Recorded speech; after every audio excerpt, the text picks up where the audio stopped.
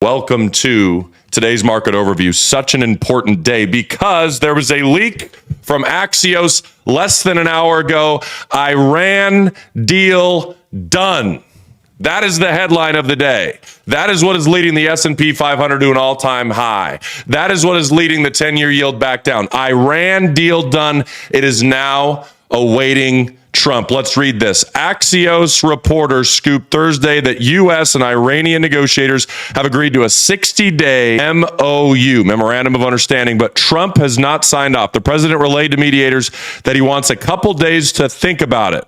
We will make America great again. To think about it, by the way, guys, is probably a couple days to figure out a way to get on Truth Social and declare victory. That's what a couple days means, if you ask me. We'll see what happens. From there, Trump brokered the terms. Hormuz shipping would be unrestricted, no tolls, no harassment, and Iran must clear all mines within 30 days. The naval blockade lifts proportionally as commercial traffic returns. Iran commits to not pursue a nuclear weapon. Let me say it again. Ladies and gentlemen, comment down below right now. Iran will not pursue a nuclear weapon. That is exactly what we have been waiting for. Those exact words is what we have been waiting for. The question now is, do you believe it? We will see over the next 48 hours if that is true. Because if that is true, call it pump up the jam, whatever you want to call it. S&P 500 is currently at 7,551. You heard it here first. Forget about it. $8,000. Here we come if that's the case. Furthermore, uranium disposal and enrichment headline the 60-day talks. U.S. agrees to discuss sanction reliefs and frozen fund release. No side deals, no secret clauses. So what does this mean? Allegedly, Iran says, here's the terms. Trump has them on his desk, and Trump needs 48 hours to think about it.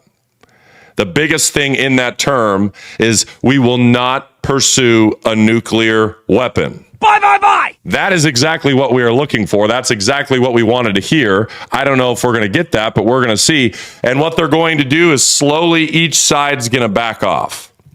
Trump will release a part of the U.S. blockade as he sees ships come in unrestricted, no tolls. If he sees more ships come in, more blockade gets released. It's like a back and forth puzzle match. As long as that's going on, you see that happen. Guys, this next 48 hours is probably the most critical point in this entire conflict because it's the first time where we heard the words Iran to not pursue a nuclear weapon. I can't stress that enough. That is the first time we've heard that. And again, we've heard a lot of stuff, but that's the first time we've heard that. Up to last week, that won't happen, according to Iran. What happened in the last 2 weeks that made that now happen? Or is this entire leak BS? Ultimately, that's unfortunately the question we have to ask ourselves. This is the moment that the markets have priced in for weeks. This is why the S&P 500 has already been at all-time highs when nothing has happened. The market has been pricing it in. If Trump signs the deal in the next 48 to 72 hours, another leg lower will happen in oil and another leg higher, fresh new highs for stocks. I'm calling it here first. If he balks, if he rips it apart, if he says no, everything will revert. You'll see oil spike back above $110 a barrel, and you will see the S&P, the NASDAQ, and the Dow Jones all correct, in my view, at least 2 percentage points. We will see what happens.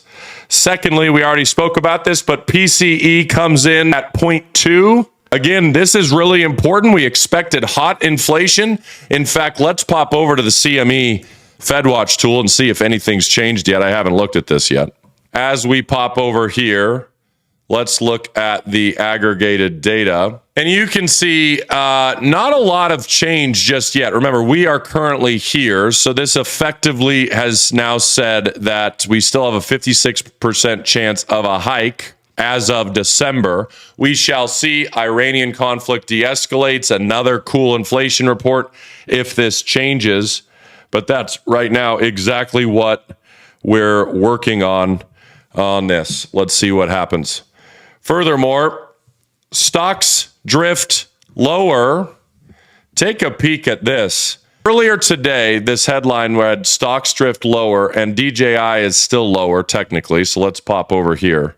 That was the headline as of this morning, like brand new fresh when I pulled this headline. Now stocks are higher on the Iranian deal, but the Dow Jones is still a little bit behind. That is because of a NVIDIA headline that I want to talk about. The NASDAQ is spanking itself higher nonstop. And we're going to talk about that in just a second, because that's the most exciting point of today is this parabolic demand that's happening. And this is, again, according to NVIDIA's CEO. We'll talk about that headline in just a second. So as we pop, last thing I want to say that's contradicting a little bit of a report earlier this week that's interesting, Best Buy. Big pop on Best Buy today. And you know what's interesting? By the way, look at this pop on Best Buy. You know what's interesting about this? Read this. Best Buy on the bottom. Best Buy is a real-time read on whether households are still pulling the trigger on TVs, laptops, and appliances. And when you look up top, management's commentary suggested that consumer is still spending on big-ticket electronics. That's so interesting to me, because we just heard last week, remember Home Depot? What did they say consumers weren't spending money on last week? Big-ticket items. So last week, we hear, hey, earnings are fine, but we're starting to see a slump on big-ticket items. This week, we get Best Buy, amazing earnings because of they're spending money on big-ticket items. It's almost like it's like is left, right, left, down, up, and up, down, black, white, black. You don't even know. You're like in a whirlwind. It's all back and forth. Obviously, you're not going to complain about it, but this is the exact opposite of AutoZone this week, which suggested the pockets of consumers are sucky, terrible. So Best Buy, consumers are resilient. They're spending money on big projects. Home Depot, no, they're not. Best Buy, consumers are resilient, spending money on big ticket items. Walmart, no, they're not. AutoZone, no, they're not. And so ultimately, it comes down to what's important for the consumer. Maybe it is the case. Maybe consumers are spending money on big ticket items for a TV or a computer, but they're not willing to go spend $15,000 on new floors or a roof or all new appliances for their home. Maybe that is the case. We can't say yay or nay on that, but that's interesting. And the last thing that I think is most important is this right here. Take a look at this. AI chip cycle keeps defying gravity.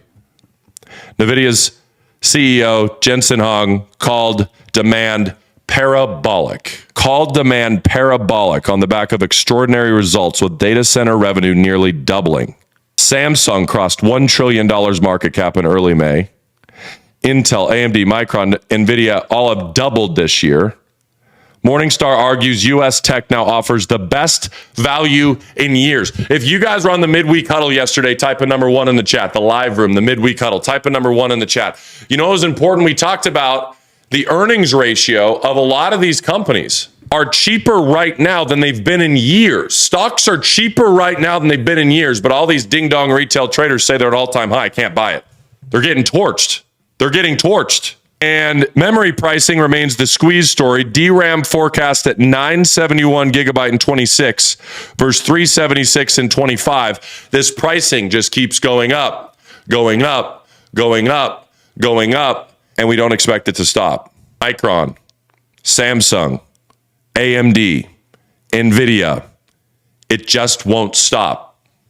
Parabolic demand. I mean, isn't that the most incredible thing to hear? So we'll continue to watch that. We're on the back of this.